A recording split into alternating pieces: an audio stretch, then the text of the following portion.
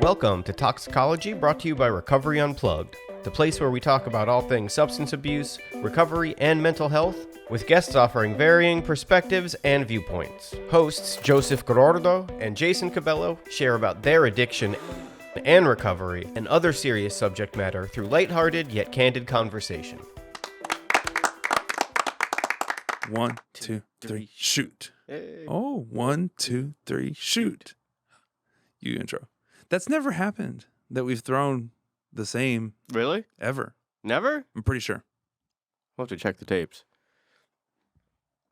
Welcome to another episode of Toxicology, the latest and greatest podcast in the known universe about all things recovery, mental health, addiction, music, skateboarding, all the emo bands that Joseph loves, missed cruises. Oh, no. We haven't talked about that on the show. No, well, that's I wore this shirt, so. To make me feel some FOMO? Yeah. Well, I would be back now anyway. Okay. Yeah. So. Okay. So Joseph missed a cruise. I know I talked about it in his absence. He missed a cruise, and it sucks. I mean, I understand. Listen, Jason, my life is falling apart. Is it? Well, mostly because I switched my calendar app. Fuck. That just gives me so much anxiety just hearing you say that, because I am such... To rely on technology, for me, is like throwing a little bit of caution to the wind. Yeah. Well, to rely on anything for me is like... Because I don't trust my brain and I don't trust technology, so where do I go? To your higher power. I switched calendar apps. The amount of appointments and double bookings I've screwed up in the past week is ludicrous. Well, you did miss a podcast. I did miss a podcast A couple weeks ago. and I'm sure you played it off and said that I was off somewhere saving lives. I do usually. I usually like co-sign your bullshit for like a minute, and then I have to be honest and be like, nah, he just fucked up. Yep. But People fuck up, it's a thing, so we were just having a little trot down memory lane earlier, talking about the time I got interviewed by the BBC yeah, for Animal Crossing of all things. the hard-hitting news. Yeah, the hard-hitting news. Well, I mean, this They don't have much going on over there other than that. Well, I mean, this was during COVID, so it was like either you talked about COVID or You had to, spread a little bit of good news and cheer. But Gabby, my loving partner, she was starstruck after that by you, because she is a huge Animal Crossing fan, and then was like, oh my God, Joseph. Even though you guys have known each other for years. yeah, we already known each other at that point. Once you came on there, she was like, wow, Joseph's really, really arrived. Yeah, it was on New York Times for Animal Crossing. She was just playing, she's a bit of a gamer. Yes. She was just playing the new Zelda. Oh my God. And then said, Joseph's on playing Zelda. Yeah. And I was like, oh, it might be one of his... No, it's him. I thought Dude, the Zelda's so bad right now. Yeah. I mean... It's all I want to do. Yeah. It makes me a little bit resentful at work Mm-hmm. because I want to be home playing Zelda. And Right. I continuously find TikTok memes about people who've lost their partners to Zelda. I think I might be part of that movement. But here's the thing. So for me, gaming is a really nice way to disconnect. Right? No, you need a way to disconnect. Yeah, and it actually can be really beneficial for mental health. It definitely can. Talking about, with Animal Crossing, the whole thing was like, it's like this nice, peaceful, there's no violence. It's just this little world. The music is very soothing. The way the characters talk is pretty. Yeah, it's just wonderful. But like, or I like to do Picross games on my Nintendo Switch. And it's like little puzzles. And so it's good for your brain. And then with Zelda, it's like, this sense of adventure and freedom. Yeah. If you don't have a game for a while, do you see yourself kind of needing something like something's missing? No, because like I've got some games that are like all timers that I'll just play them. Okay, constantly. Like the brain games, you could always like turn one of those on. The Picross. There's a little card game called Slay the Spire that I've logged so many hours on. But also I read too. Yeah. And reading's nice because sometimes it's like, man, I spend so much time staring at screens, you know, whether it's a computer or a cell phone or a TV or a Nintendo Switch. It's like, oh my God, I just need to. If I don't get a chance to get out and skate at least once a week, I feel off. And it's been raining a ton. Oh, yes. And I had like all these plans to go skate and film. I'm shooting a skate video for a buddy of mine, and like we had all these plans to spend because Gabby was out of town a couple weeks ago. Yeah. And we were like gonna get up. Well, I'm always up at super early in the morning, but we were gonna like plan like 10-hour skate days. We're gonna go to this spot, drive to San Marcos, drive back, hit this spot on the way. Yeah. And it just poured the entire time, and I was just looking out the window like, Just sad. yeah, it was sad. But, you know, I think it's kind of cool that, you know, personal care, self-care, things that are good for your mental health can be like literally anything, right? Like Yeah. video games, books, skateboarding, sports, arts and crafts. Whatever gets you, whatever. And, you know, I think it has to be somewhat productive, you know. Yeah. I guess it's questionable whether video games are productive or not, but it can't, you know what I mean? If it's in I'm accomplishing a goal in the game. honestly, it is. Yeah. Because, I mean, in moderation, as long as you're not, you know, I just think of some kid who hasn't seen the light of day in like 5 days because he's playing Call of Duty, but, you know, there's a huge difference, and you could. Absolutely. And, you know, I think that there's a big part for me of like spirituality or like spiritual wellness that does involve like creation, like accomplishment in some way. And one of my favorite authors is Kurt Vonnegut. And this kid wrote him a letter one time. I forget what the specific question was, but like there's this famous response of his where he writes the kid back and he's like, hey, like you can write just because you want to write. You know, he's like, today, go home, write a poem, and then just cut it up. Don't show it to anyone. Don't memorize it. And your day and your spirit will have changed from that simple act of creation, despite the fact that you did not, you know, distribute it in any way, shape, or form. And I think that's true, you know? Yeah, I mean, I've been listening to Rick Rubin's book, and it's all about just a creative process, and it's very spiritual. Yeah. It's very much like, and you know, these are all things that I've thought about. Like, there was think of your favorite song. Yeah. And there was a moment in time before no part of that existed. Yeah. And then, you know, David Bowie gets a hook for Young Americans and is like, oh, okay, sits down on the piano, and then it just appears. Yeah. And then it's this piece of beautiful art that lives on forever. Forever. And think about all the times that people who are very creative, but maybe not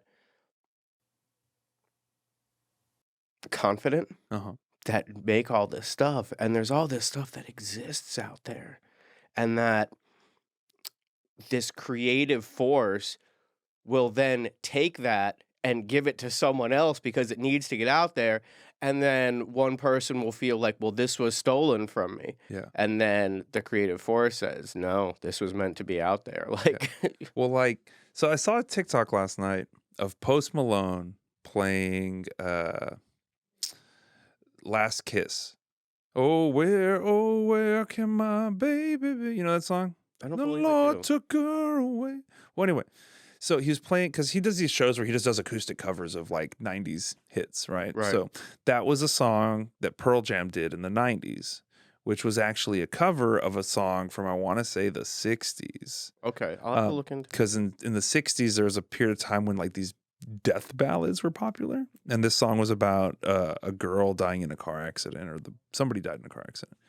And the subtitle on this little TikTok was, sorry, Pearl Jam, it's Post Malone's song now. But like, it wasn't even Pearl Jam's song. Right. It was this guy whose name I don't even know, who wrote it like in the 50s or 60s, and who's, I'm assuming, long dead, long gone. Right. But his song was reimagined by Pearl Jam and brought to like the millennial generation, or I guess maybe the Gen Xers, you know, And then now it's being brought to these like Gen Z, Gen Alpha cats through Post Malone. And it's like creation is an opportunity at immortality. Wow. Deep. That's really deep. Speaking of deep. But we're still it's just you and me for right now. Yeah, what else has been going on? What else has been going on? Mom is in Texas. Oh, you got the GoFundMe going for your mom. Got the GoFundMe going for my mom.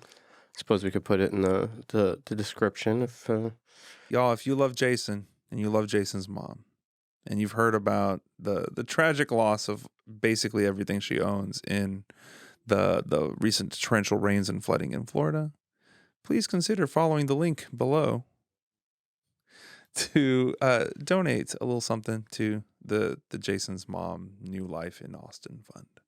I started trying to put a little video together for just the stuff that I've taken, and it's tough, because I was there and I was in like, we got to get this done mode because, I flew into Florida.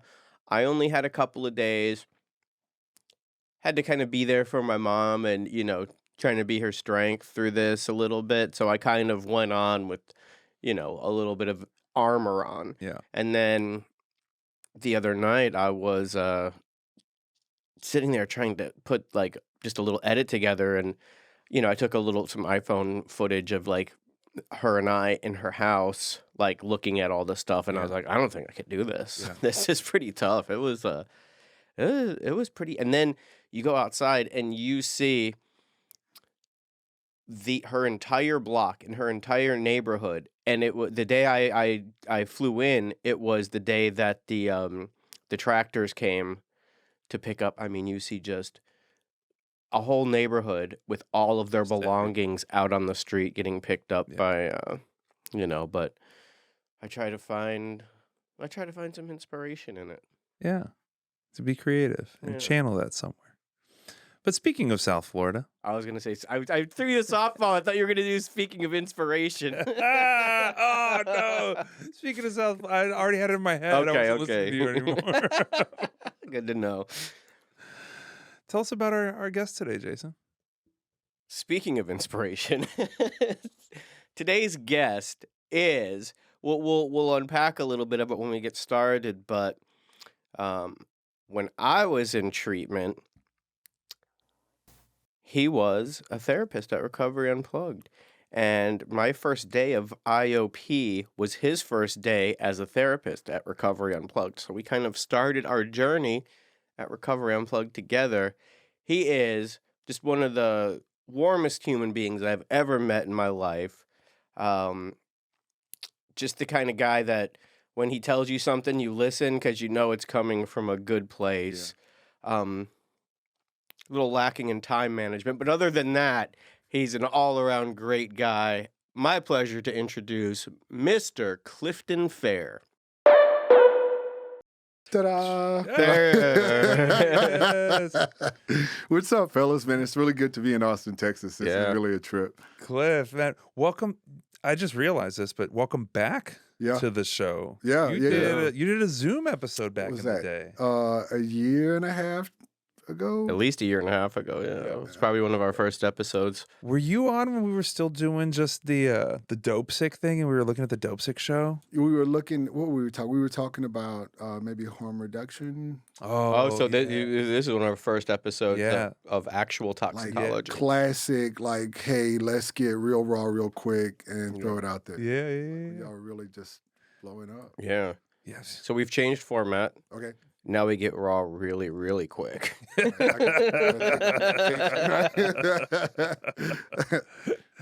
Oh man, Cliff, it is good to see you. The last time I saw you was at the Recovery Unplugged leadership summit at the Marriott in Fort Lauderdale. Yeah, in Fort Lauderdale, and they brought you in just like as an inspirational speaker guy. Did it work? Yeah. Are you inspired? I felt inspired. Yeah, absolutely. And I needed it at the time because I had just switched over to the executive director kind of thing, and it's a whole different world from business development. It is. It really is. It demands more from you, whether it's in the creation of leaders, but I don't want to say beneath you, but parallel to you. Yeah. And also being able to take that bird's eye view of what the organization's vision is and how you can actually not just match that, but help participate in creating it. And I mean, it's evident in the way Father Time has just ravished your once good looks. Oh no.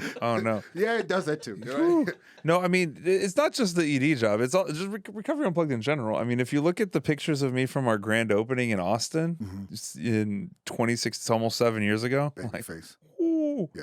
no beard, skinny, bright-eyed, bushy-tailed, much more hair.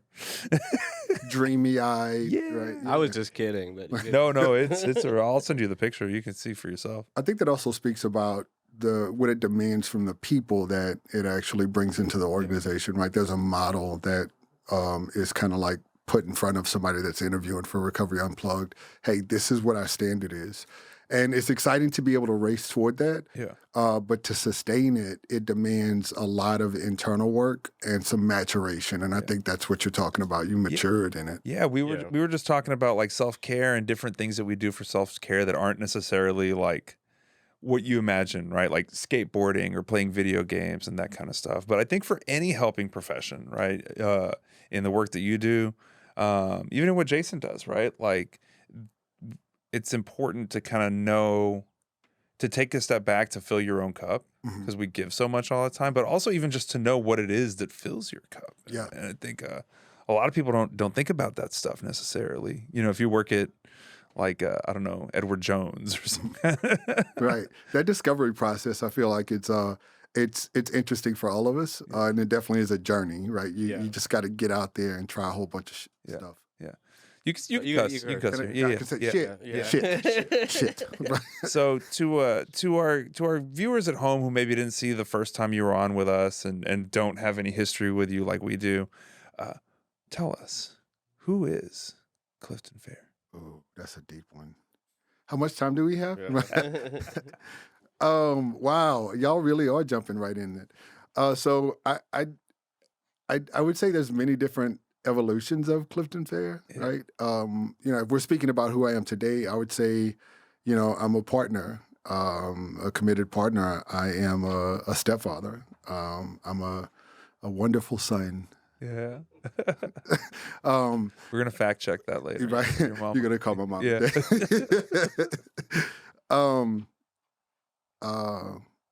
Right now, I'm a seeker. Yeah. And I feel like I've been seeking more and more in this era of my life than ever before. Yeah. I remember being a student, and it's not that I know I've learned everything, and now I'm like, the great wise one, but I feel like I'm seeking, like, how do I get involved in the world today in order to make an impact or the greatest impact? How do I engage people differently? There's a little bit more confidence in you now, I believe. Maybe even a little less give a fuck. Like, it's like, I think it's one and the same. You wouldn't have it if you were so worried about, you know what I mean? Like, right? What came first, the confidence or the less give a fuck? That's a good question. Oh, that's philosophical there. Wow. I mean, realistically, I'd like to say maybe the confidence did come first, when you start feeling a degree of, feeling your respective space in life or in your profession. Yeah. And then just realizing that, like, there are things that hold us back from actually being our highest and best. And that tends to make us a bit more calculative and robotic and, I should be saying this and doing this because now I own this space. And I was like, I don't like that, right? I just felt like it's keeping me from being, the greatest value to the people around me. You're good. Does that make sense? Yeah, absolutely. And I mean, so question, I don't know if I would use the term seeker for myself, right? But, I am someone who's constantly thinking about how to be better, right? And I think that comes from a place of imposter syndrome, right? I don't think the motivation there is healthy, but whatever, right?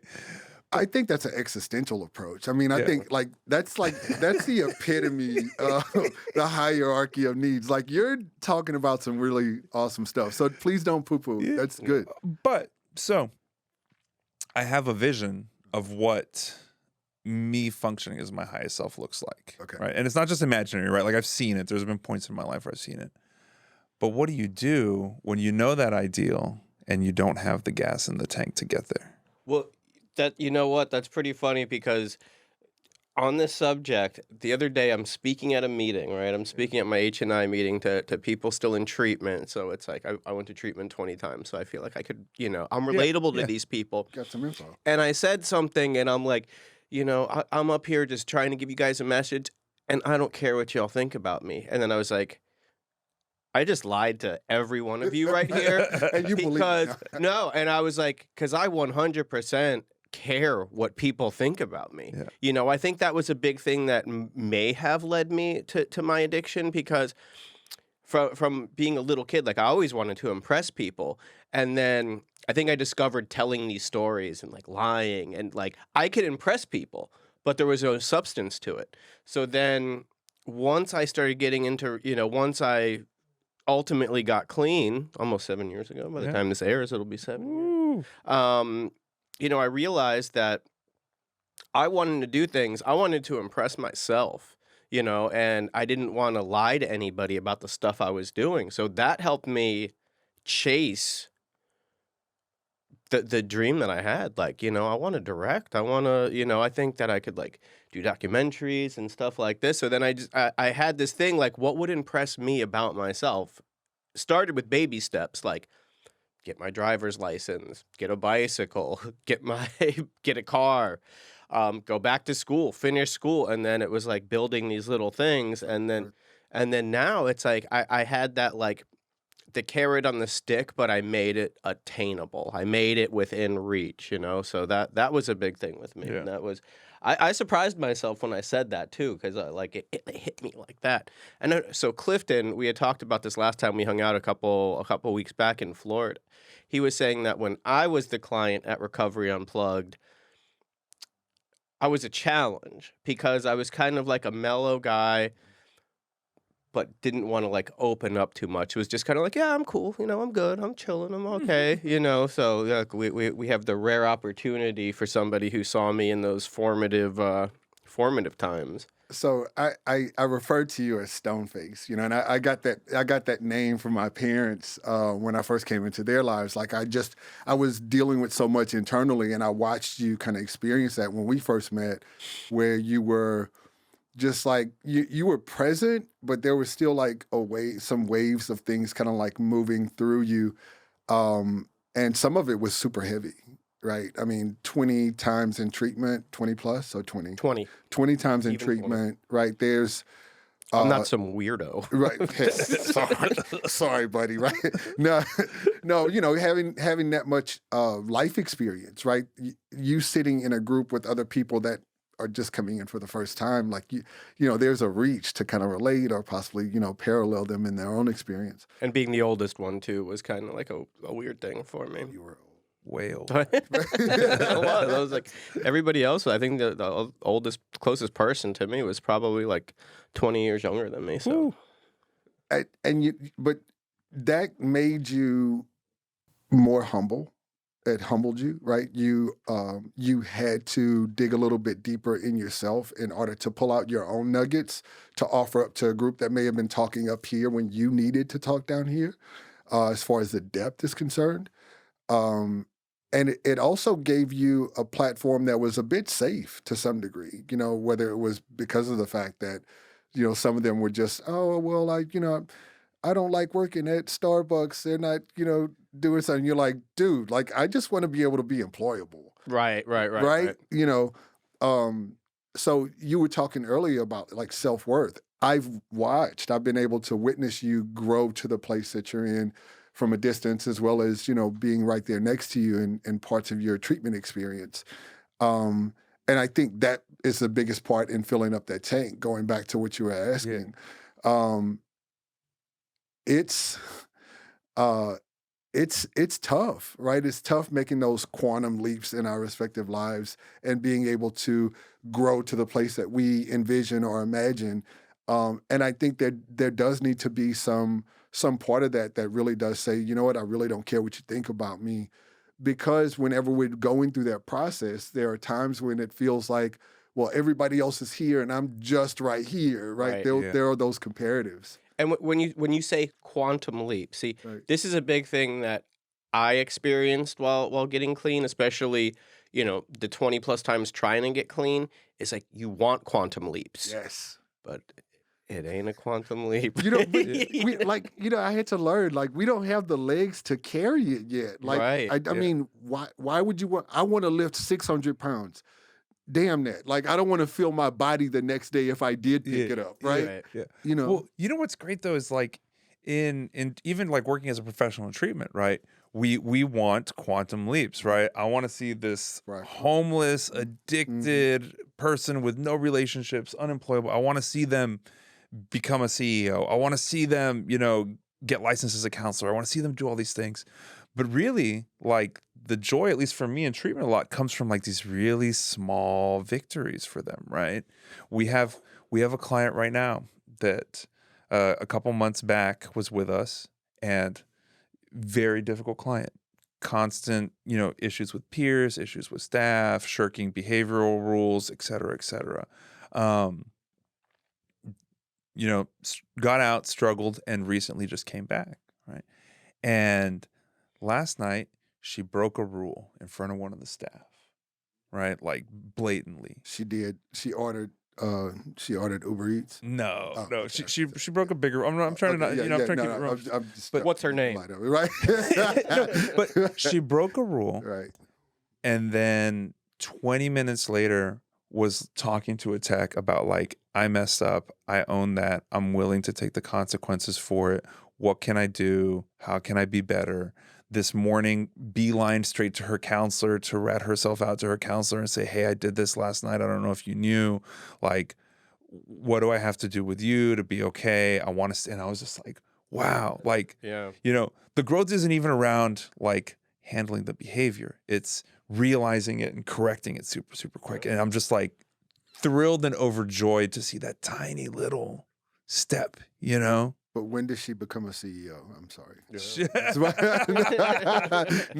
she gonna get there. Right. She gonna get there. I think that goes back to like having the legs to carry it. Like as an executive director, you had to develop some serious newfound, maybe even reestablish core values, some moral principles to actually stand on in order to be a good leader. Yeah. So honesty, 500 integrity, hours at Denny's in Kerrville, and 2,000 push-ups. Right. I mean, there was some thing, and so that's really cool to actually hear that. So talking about like leaps and growth, you're someone that I feel like, because we've never gotten to spend a ton of time together, but we've been parallel in a lot of places.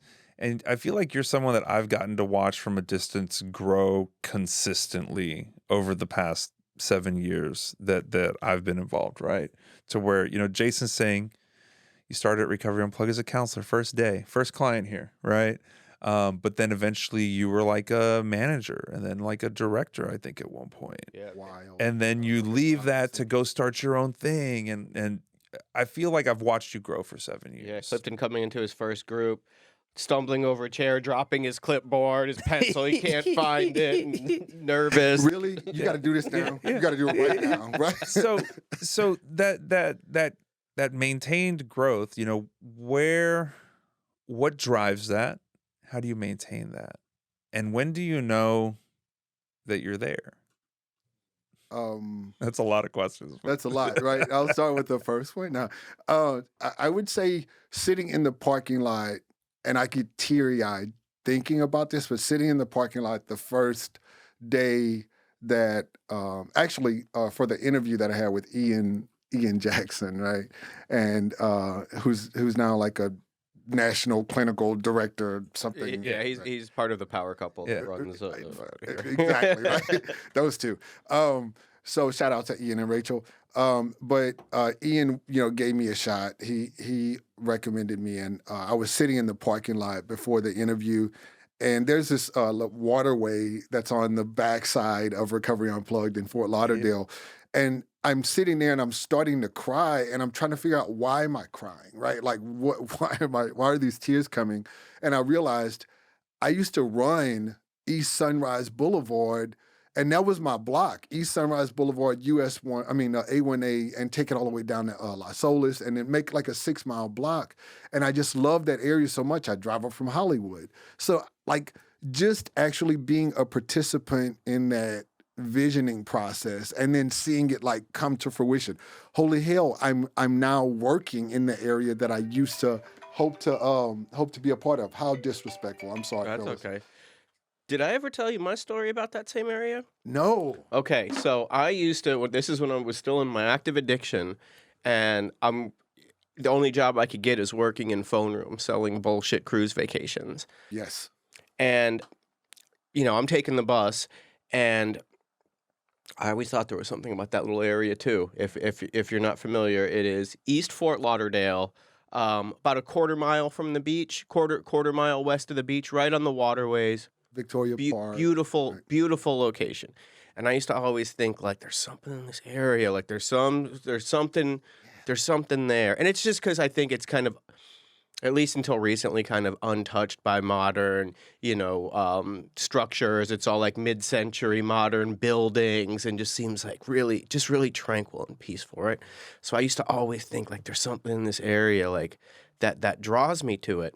And I'm like, shooting dope in the bus and like looking for a job, and I find a job selling cruise vacations in that very building, in the group room where Feel Good Friday is. That's where that's where I would, shoot dope in the bathroom, sell cruise vacations there, and I'm just like, man, I feel like there's something here. But then fast forward years later, I go to, I don't even know that I'm going to go to Recovery Unplugged, but I'm in detox in Fort Lauderdale Hospital. And then by, some magical shift in the universe, I get into Recovery Unplugged. And then when the treatment van pulls me in there to that building, like something was just like, oh shit. Like I seriously was like, I'm not a mystic. You know what I mean? Don't know how we're gonna make this work. I try not to be a mystic about things, but there was definitely something that was like, okay, I'm gonna pay attention this time. So you weren't triggered in a negative way. This was like, no, I was like, there was something like, I always felt like there was something in that area that was like some sort of positive energy coming out of there. I know I sound like a real fucking hippie right now, but it's like, I'm dead serious, And then I get there at that time and I'm not feeling well. I'm not feeling like my life is about to change. It's not like the shaft of light comes in through and I'm like, this is the moment. I'm still feeling like shit like this, but I'm like, oh, this is kind of cool. So I'm just like, it just gave me that little bit of like, all right, maybe there's something is here. So I don't know. Magic? Force of the universe? Who knows? I'd say you were playing with some pretty awesome energy there. Okay. Yeah, I agree. Like full circle. I mean, and I have a client that talks about completing loops in life, right? He's a funny guy, but he talks about actually completing loops and making sure that where he starts it, he wants to also come back and finish up that respective process. So it's trippy that you actually had that experience, and I really connect with that story. Yeah, that's pretty funny.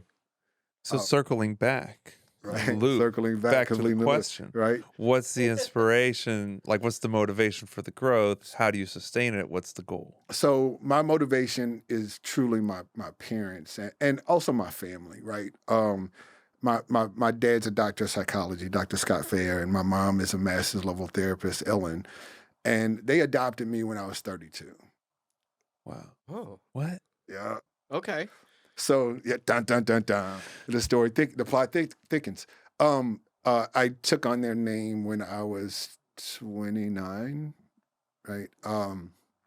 And they have a level of success that they've attained, which was something that my grandmother, right? So my grandmother Elizabeth Fehr was actually a psychoanalyst in New York, and that's how my dad met her.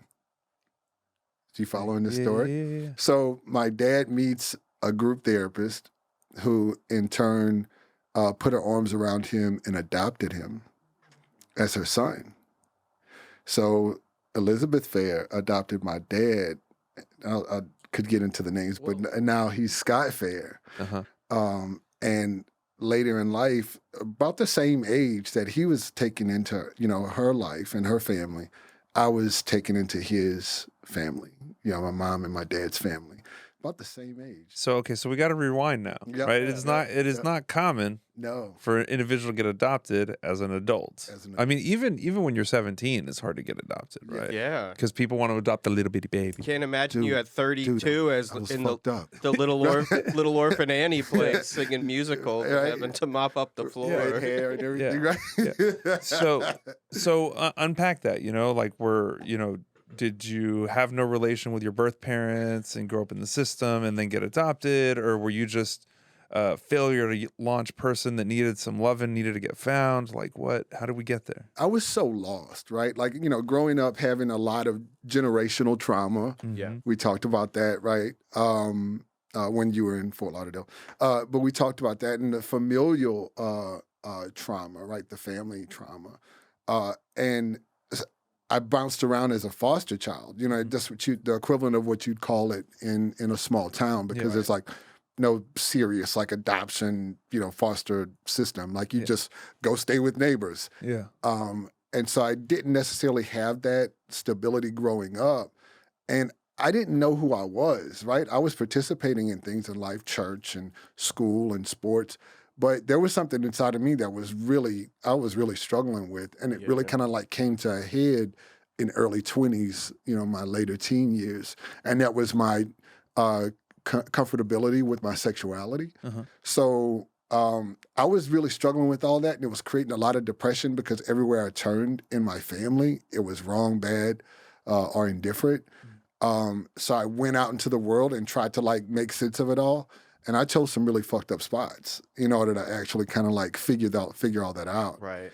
And where was it that you grew up? So I grew up in Kendall, Louisiana. Then I finished high school. Very progressive part of Louisiana. Absolutely. Absolutely. Very dynamic and eclectic. No. Then I finished high school right outside of Baton Rouge in Gonzales, Louisiana. Ooh. Along the way, I had some great people in my life. Don't get me wrong, but I never said, "Hey, this is who I am," and this is how I need help. I didn't know how to say that, and I was afraid of losing. You grew up in foster homes. Yeah. You're afraid of doing or saying the next wrong thing, where they just kind of reject you. Well, you develop like that constant scarcity mindset. Yeah, right? Like I'm eating now, but I don't know what I'm eating later. This could all go away anytime. Absolutely. Right? Absolutely. And, along the way, you make some mistakes and you carry that. You just build up a bag of shit that you just drag around with you through life. And it wasn't until I met my adoptive parents, which was at a point I was suicidal. I was depressed. And like, I didn't know how much longer I could hold on. That's where I was in my life at the time.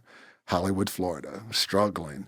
And it wasn't that it was something that was drug induced at the time, because I was working at a gym. I was working out. I was doing something that was life giving, but it wasn't filling my tank. Yeah. So my dad was working out in the gym, and he had just joined the day before. He had one of his flyers from one of his books that he had written at the front desk, and I was like, "What is this?" My colleague says, "Oh, that's Dr. Fehr. You need to go introduce yourself, right?" So I went over. I'm reading this flyer as I'm walking toward him. And I'm like, Can I talk to you outside the gym? Like, I was like, I'm desperate. I need to talk to you. I'm fucked up, and this book seems pretty good. Right? This is a sign, right? It's me. Right? It's me. Yeah. I'm your next project. Yeah. So he was like, he didn't just go into like, yeah, sure, but, and this is my dad's sense of humor, so bear with me on this. He said, I said, can I talk to you outside of the gym after I introduced myself? And he was like, why? You want to mug me? Granted, let me explain. Granted, this is a 5'1" white Jewish man, and he's just like looking up at me like, what the fuck? And I'm like, no, sir, not at all. The gentle giant collapses on the floor. And so he laughed his ass off at me, and he was like, "Of course, right? Set up a time." And from then on, like it's been me and mom and dad. You know. So how old were you when you first met them? I was 27. So within like 2 years, y'all had established a relationship where you wanted to take their last name and they were willing to give it. And The first thing he said to me after the first time I sat and talked to him, he was like, "Cliff, I can't be your therapist, but I can be your friend." I had already cried for 2 hours talking to him during that first session. I was at the door when he said that to me, walking out of his door of his office, and I started crying again. I was driving a motorcycle and couldn't see clearly on a clear night because there was so many tears. Yeah. It was just so much crap that was coming out talking to this man, and I'd never experienced that before.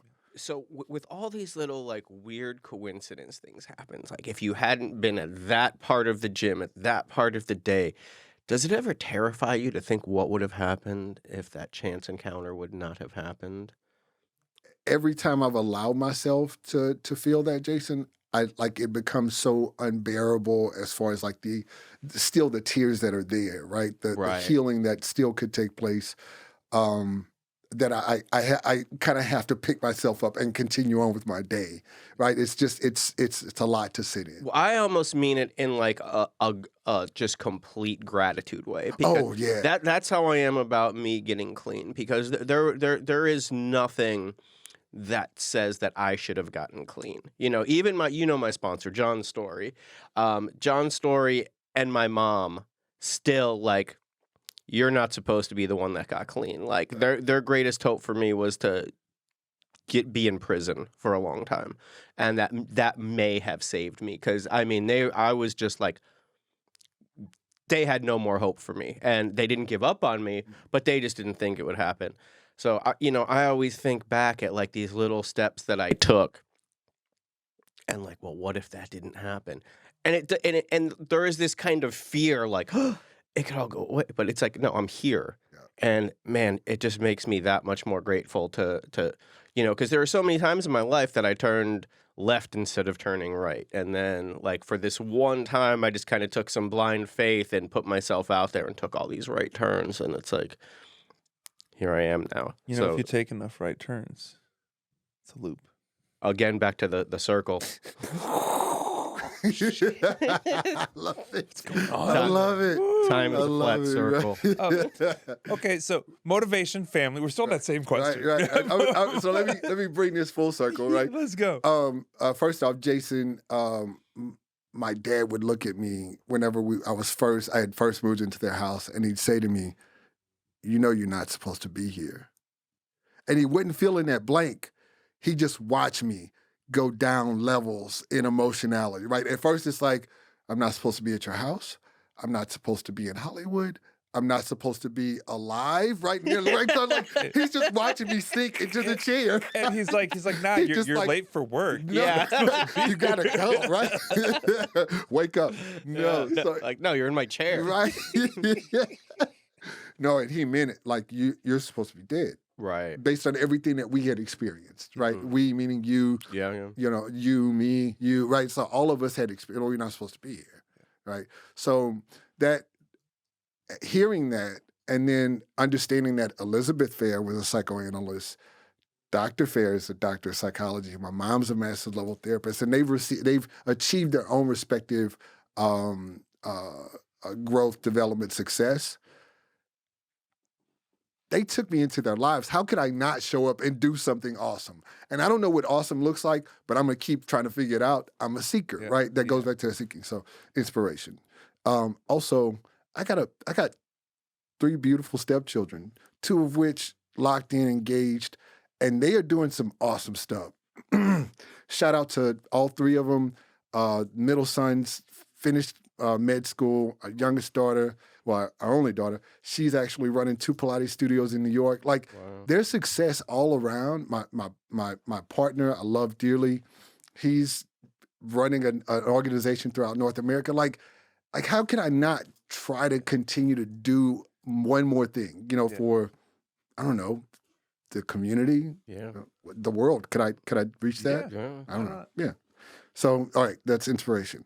And the last question was, what's the end point? What's the goal? Oh, no. Okay, so it's what motivates you? Mhm. How do you sustain that, right? And then what is the end goal? How do you know when you've made it? Is there enough? Is there a point when you'll be? I hope it's when I take my last breath. I hope that the last breath that I take, I'm saying something that's meaningful to somebody. Like that's the hope, right? I don't see me on an island, with a virgin daiquiri or the hardest, tequila drink I could drink. I see myself trying to figure out what's the next thing that I could say that would be something that would help or pass on, whatever I have inside of me. I hope that that's the way it goes. It's just one more thing forever. Like, and I'll say it like right now. Like if it just stopped, at least I got that message out. And I'm dead serious. Like that would be good, right? Yeah. That's beautiful. That's beautiful. So, being such so one thing that I recognize in you, that I recognize in me, is at one point in your life you hit the ground running because you're a little bit older than you think maybe you should be at starting things off, and like you got this chance now. You can't mess it up. You have to keep it going. How are you with downtime? Because it seems like if you're thinking about your last breath reaching somebody, do you feel a little guilty when you do when you're not helping somebody else? Do you always have to have some project going where? You know what? I really don't like you right now for asking that question. I'll say this: my partner David has really been the person that has helped me learn how to slow down. Like he's the person that knows how to chill, and he's been instrumental in teaching me how to just like sit with him or float in the pool or just sit in the hot, like. How hard is it for my! you to just Initially, float? Initially, I gave him like 5 minutes. Initially, I was like, "Listen, I gotta go do something, right?" Like no phone, no. Yeah, book. no, just like. Well, so I knew how to talk. I was raised by therapists. Right. I knew how to like sit and talk, but he just wanted to float and like not say anything. Like just close shut your up. eyes. Just shut up. Yeah. We don't have to talk. Like let's just relax. I'm like, no, that's giving me a feeling in my gut right now. Right? Especially with me, with severe diagnosed ADHD. Gabby, who you know, my partner, sometimes she'll just be like, Jason, just sit down and stop talking. Like, I'm going to put my head on your lap and just don't fucking move. Like, and I'm like, well, what are we having for dinner? And it's just like, I can't, and like, she's like, just shut up and stay still. And then I'll like close her eyes for a second. And then it's like, So question.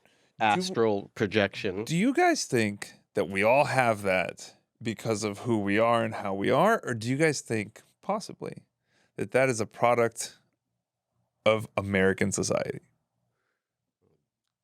God damn. We were just having fun here, bro. Because look, like we all three, right? Fairly successful, right? Handsome, absolutely, devastatingly handsome, all three. But have like a constant need to do something. Like doing nothing is not a thing that I do, right, or feel comfortable with. It's hard for me to gauge just because this is where I grew up. This is where I've been conditioned, and I know I've been conditioned in a certain way. So I will assume that is a yes on me, because I'm sure there's people in different parts of the world who, hunters and gatherers, who might not feel this same thing that, or maybe they do, because they say that the ADHD thing comes from like naturally like the hunter-gatherer thing. Like you're always looking for the next thing. So I don't know. Clifton, I don't know, nature or nurture, the need to constantly be doing something. I would say for me it was internal, right? I was always running from the feelings that I had inside, right? Yeah. I felt guilty about it because I didn't feel like I had done enough in my past. Today, I value and recognize the value of what it means to relax, unplug, shut it down, and recharge. So I'm a lot less prone to be on the go or on a mission. And if I am, I know that there's a break coming, right? I'm doing that. I'm going to crank it out here, and then I'm going to unplug, and I'm going to do this. So I personally would say this is something that's coming naturally from me, as far as like the go. The nurture is a thing that's helped me appreciate slowing down, right? Much like Gabby, David, who's in Chelsea, right? So like, our partners, kind of help us like take better care of ourselves. Yeah. Thank you all very much for that. Yeah. No, probably about a week ago, I'm laying in bed checking Slack, which is our internal messaging app at Recovery Unplugged. And she's like, how do we get you to disconnect from work? Did she do it like that though? Yeah, it's like that. I could totally see it. Yeah. That was like the safe way of just confronting. Yeah. She's like, I wish you could just be a little more present. Be here now. Yeah. Be here now. I love her for that, really. And I feel like it takes the people in our lives that are that, that super important support to shove that mirror in front of our face or subtly slide it up, right? So we can take a gander. So, we remember, hey, look, we do have other people around us that need us just as much as every other project we got going on. Right. Right. Yeah. And need us fully present. And just, and it's a back and forth too, because sometimes, Gabby is super busy as well. So sometimes I'll be this, same thing. I'll be like, you worked for 2 days straight, like just because it's your downtime now doesn't mean it's my downtime now. But let's figure something out, So then it gives this time to be like, okay, you're right. Just because I'm feeling like I want to do this right now, maybe you can't, but let's make a plan to do so here, even if you need to, and that I think that's what being a partner is all about. And that is something I was not capable of doing before I got clean. I was, best I could do is not, take your ATM card. Like if that's the best I can do that's today, growth right is not steal your money. Right? That's what we're talking about. That's some growth. That's not the quantum leap. It's from the there to where. step. That took some time. So, question: do you guys find that your partners all like the things that you stress about are opposite to what they stress about? Because like she's like chill with she's like, Joseph, you need to chill with work, or you need to chill with this, or whatever. Chill worrying about money. But then she'll be worried about like being 5 minutes late to a child's birthday party. And I'll be like, chill. Yeah. The 5-year-old is not going to notice. Keep it time. Yeah, Gabby's never worried about being late for anything. That's one of those things that, that's my thing is I'm like, we're supposed to be there. The movie starts in 25 minutes. It's 5 minutes away. We need to be there 5 minutes early, so we have different things. But I thought I kind of got a little bit of that when you were texting me. Oh, no, that's because you were late. Not because you might be. Don't do that. Hey, don't do that. Nailed it. Yeah. But like, does David stress on things that you don't stress on and y'all balance each other like that? I feel like I stress about everything. There's no thing that you don't stress on. No, I watch him slow me down, especially as it relates to self-worth, right? That imposter syndrome, as you like get to whatever level you're growing, I feel like I start stressing about things that he's like, could you please just chill out and remember who you are, right? Just like a gentle reminder, if not like a foot and butt conversation. So that I would say that's probably a good example for us. It helps that he's older, which kind of like makes it it gives me a little bit more space. What's the age difference? Oh, really? Damn, he's going to hate me for this. You know that, right? Well, I didn't ask your age. I just asked what the age difference is. Oh, okay. All right. Well, there's like 19 years difference.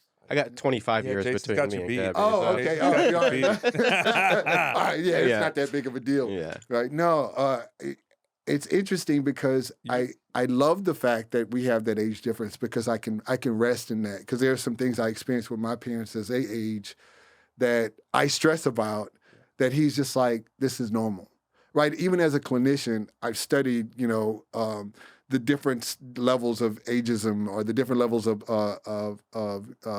age and what they need and those respective things. But as a clinician, that's one thing. As a child, that's completely different. So him having, unfortunately lost both of his parents and been close to both of them, he can kind of walk me through some of that. So, and that comes with that age difference. Yeah. Right. I mean, it comes with younger people as well, but I feel he can actually hold that space for me better. So that's another example. And and Gabby is definitely the mature one in our relationship. No one's surprised. I know. You don't need to point that out. Right. Well, We all for know. those who don't know, Right. I think the viewers at home know. Do they? Yeah. That's right. She's been a guest on the show. They've met Gabby. They've seen her be able to just like sit here and talk and not be the children that we are. Right. we could all learn a lesson from Elder Delgado. So we are getting towards the end of our time because you were Oh late. man, sorry. Wow. But I feel like we haven't really touched on like, what do you do now? Like, what do you? We know it's good. We know it's helping. We know it's putting good into the universe and trying to heal something in our world. But what do you do? So I do a lot of things right now, and I say that right. Sorry, David. No, I do a lot of things, and I say sorry, David, because oftentimes it takes us apart from one another. But I community-wise, I work on the Black LGBTQIA Council. That's responsible for funding Black initiatives within the Black gay community In Florida. In Florida, we're starting off in Wilton Manors, Fort Lauderdale, reaching out a little bit to Miami, but we have our launch coming up June 11th at Gospel Brunch in Fort Lauderdale at Hunter's Nightclub. We also have also a participant in Equality Florida, which is underneath the umbrella of Human Rights Campaign. Just really trying to be more of an active participant within the LGBTQ community, LGBTQ plus. Y'all got your work cut out for y'all right now. We do. We don't have to get super political. Yeah. Y'all got your work cut out for you right now. Scary right now. But the amazing thing is that people are showing up and not walking away from that fight.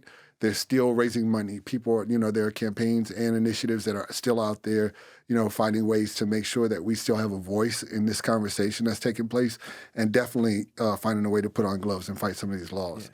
Yeah. So working in that, I'm an executive and professional coach.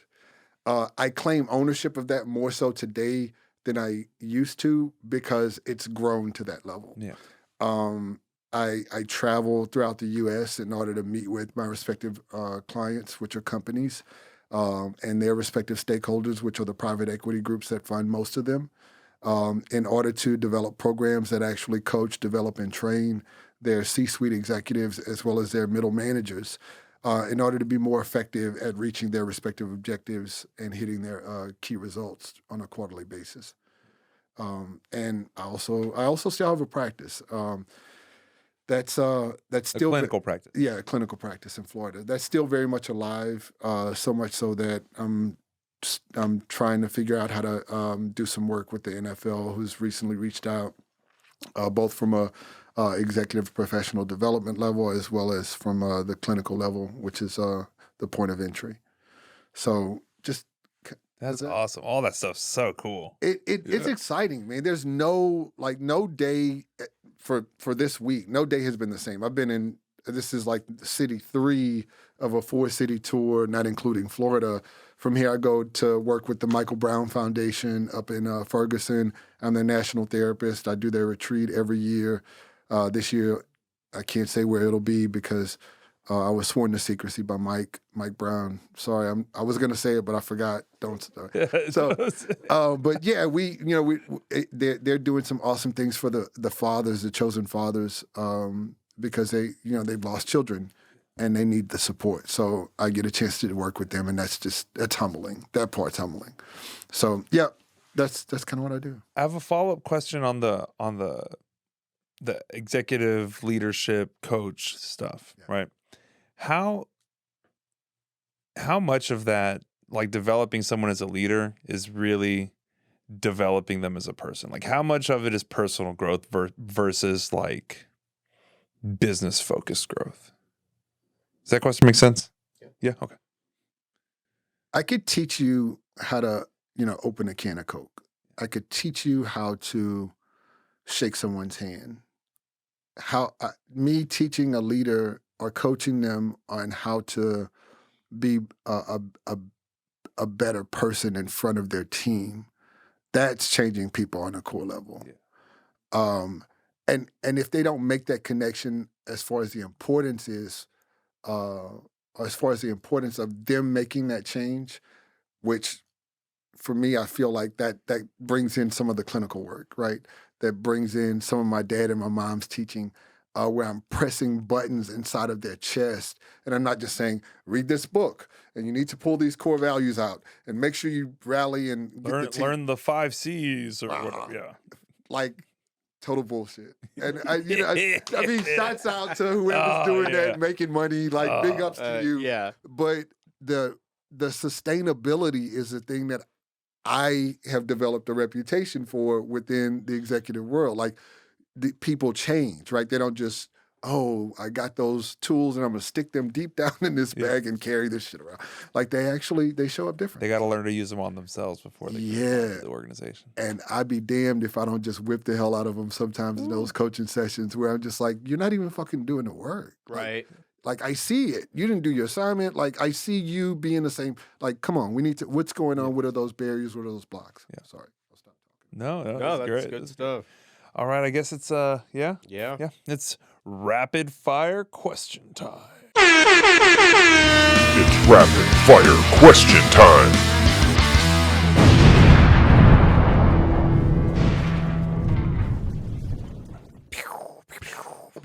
You can see explosion. You were supposed to, like, tell me about You were supposed to be on time. Go for it, Jason. Sorry. Okay, yep, got it. Check. Time travel vacation. Any point in time, any place. Where are you going? Spain, September 2023 with my mother. Can you be 3 more weeks. specific? So I'm taking my mom to Spain in September for 3 weeks. He wants to Okay. jump forward. Yeah. Yes. Now let's go backwards. Oh, Time okay. travel See, vacation. Jason wants a Be backwards. specific. Yeah. Okay, you're right. You're right. No, I get. You know what? That's fair enough. That's. You didn't specify. All right. How much better are you at basketball than Rob Harrison? I'm not saying that on TV, like, because I don't want to deal with the flack that comes with it. Rob Harrison is the man. If anybody plays him, please watch out. He's an awesome shooter. Yeah, I've seen some of those games when I was at Tech and I would have to drive. Rob Harrison is the executive advisor at Recovery Unplugged. I'm not sure what the title is, but they are. I'm not sure what his title is, but he is. He's in the C-suite, and those games used to get heated. So he's good. Oh yeah, Heated. So I can't. I will only speak positively about Rob, whether it's basketball or anything else. Because like he was that person that continued to breathe life in me when I was screwing up at Recovery Unplugged, along with Ian. Anyway, but Rob left the court with black and blues for me. Yeah. Because we normally played against each other. I was just physical with him, but he always found a way to get shots in. I was just like, that would irritate the hell out of me. He's good. Yeah. He's good. Go. You weren't ready. I wasn't ready. You want me to go? He was still processing the whole route. All right, Ben and Jerry's comes to you. They say, Clifton, we want to make a signature ice cream flavor because of you and who you are and all the good work you do. What do you want to put in it, and what do you call it? I would call it Mama Cakes. And that would be after Ellen. So it'd have to have strawberries in it to remind her of her red hair, chocolate because she's super rich as a person, and maybe some nuts because she's funny as fuck. Right. Mama Cakes. No, I like it. All right. You ready for this one? Yeah. Are you supposed to be here? Definitely. Well, I Across feel the like board. that was a softball question. Yeah, it was. That was good. All right, last but not least, you're having a rough day. You're feeling that tank's not as full as it normally is. You're struggling a little bit. What's your go-to music to get you back at the place you need to be? some Leon Bridges. Yeah. Local talent. See, he's Dallas. Yeah. Wow. True. Austinian. Damn. Right. I think he might not even be Dallas. He might be Fort Worth or Arlington or something. Sorry. We love you. We love you No, here. yeah, Right? yeah. Shout out to Leon Bridges. So some Leon Bridges. I would. First album or second album? Texas Sun. Yeah. Which one was that on? Texas I Sun. think that's the more recent yeah. one. Yeah. So I totally put him on. Some Bruno Mars. Yeah. Justin Timberlake. I mean, something that's uplifting. I'd go to rap, but I'm not about to do that on there. No, I would listen. I'd listen to one of the three of those guys immediately. Yeah. Yeah. Today I don't feel like doing anything. That Klifton never Not sings that that one. song. Not because that he one. could never Not do that anything. one. I've never seen that song. No, he does I That want song to gives be him a anxiety. billionaire. So. There we go. No, I like the one that he did, the mix up that he did with Anderson. Anderson .Paak. Yeah. Yeah. I believe the They have a door. name for it. It's a project. There's a name for it, like something soul or I don't know. Anyway, I like that one, right? Because it just it takes me away because their musical talent is just out of this world. Yeah. So just listening to them sing, I'm just like that reminds me of like the old days. You Listen, put on the Temptation. Anderson .Paak just playing the drums and singing is Bananas. so to be able to sing at all while playing drums is hard. That's always impressed the shit out of me. Yeah. All right, Klifton, last thing we like to do before we wrap it up is give you the floor one last time. You can say whatever you want, promote whatever you want, leave a message to the viewers, share your website, whatever, anything you want to do. It's all yours. So I'll leave a challenge to the viewers. Oprah Winfrey, she was about to close down her, her whole production back, I think in 2011, I want to say. All right. And so she's standing on stage and, she just looks out at the crowd and she's like, you know what? We can do more. And that's something that I wake up to on pretty much a daily basis, right? Like no matter what's been done, no matter what's been accomplished, no matter what's been said, what still needs to be accomplished, I just wake up with that idea, like I can do more. And I feel like if more of us actually carried that on an internal level, we'd all show up differently, just in life, in our communities. I leave that as a challenge. Like, what else can you do beyond what you're doing right now, right? I feel attacked. Well, Klifton, thank you so much for taking the time out to come visit us while you're briefly in Austin, Texas. Thank you for getting vulnerable in the conversations and all that good stuff. So hopefully we'll get you back for a third time, maybe in the next year. Three-peat. Like it. You'll be the first ever. Let's not wait a year and a half though for Yeah. us, because I mean, like, I like vibing out. Yeah, All right. yeah, Anytime you mosey on back into town. Okay. All right. We'll make it happen. And to you, our loyal listener, thank you for joining us and sharing a little bit of your day listening to Talksicology. Please don't forget to like, follow, share, subscribe, tell your friends about it. And until next time, as we like to say here on Talksicology, there's 1,000 ways in and 1,000 ways out. And we hope you find yours.